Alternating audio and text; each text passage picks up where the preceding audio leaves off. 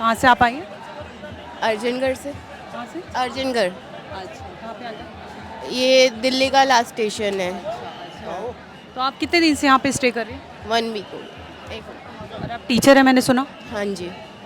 क्या मोटिव है आपका इस प्रोटेस्ट में आना, और ये एक हफ्ते से आप यहाँ पे हैं, मैंने देखा आपका टेंट लगा हुआ है, इसके अलावा टेंट के अंदर कुछ लोग हैं, तो आपका मकसद क्या था आने के पीछे?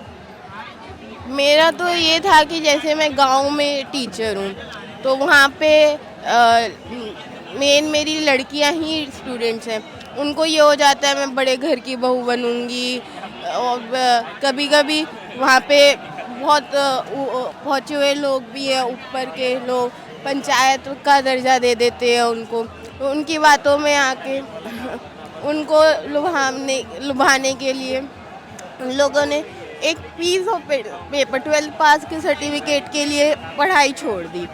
और जितना भी मैंने पढ़ाया, मैंने उनको बहुत कुछ पढ़ाया था, अकाउंट्स पढ़ाया था, मैथ्स पढ़ाया था, साइंस पढ़ाया था।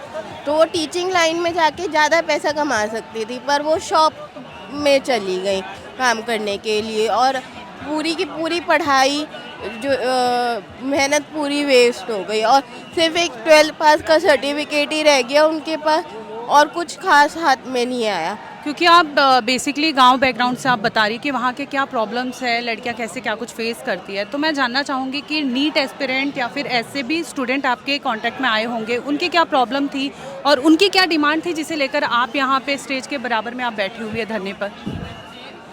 पेपर लीक, नीट का तो मेरे को समझ में नहीं आता। नीट से बेटर तो MBBS का एग्ज़ाम डायरेक्ट दे दो, वो ज़्यादा अच्छा है, वो और ज़्यादा टफ भी है।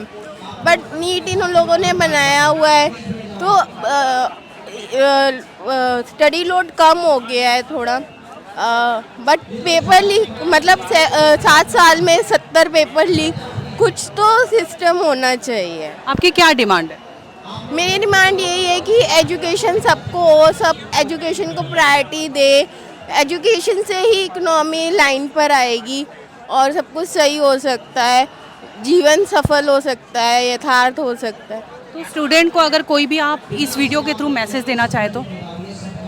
अपनी पढ़ाई करिए, और कम से कम 40 साल की उम्र तक तो पढ़ाई करिए। Thank you so much.